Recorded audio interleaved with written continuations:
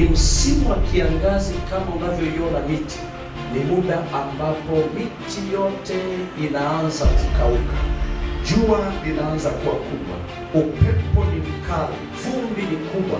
Ndoa yako ina misimu minne inayopita kwayo. Katikati ya misimu hii minne kuna changamoto ya kitu kinachoitwa teknolojia kimevamia, na ndani ya teknolojia ilipovamia, katikati ya hii misimu kuna uwezekano wa wazazi kutokuwa makini hata kwenye malezi ya watoto wao, kwa sababu teknolojia ilipoingia haikuingia ili itutoe kwenye mahusiano yetu. Teknolojia iliingia kwa sababu ni utimilifu wa kiunabii.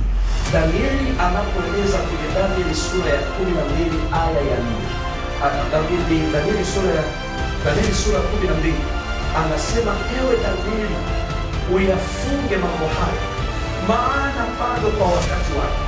Danieli akasema, maarifa yatakapoongezeka, kila ambacho hukukiona zamani kitakuja kwa picha ya ajabu. Maarifa yalipokuja leo, yamekuja maarifa si kwa sababu ya tuondoe katika uwepo wetu na Mungu, la hasha.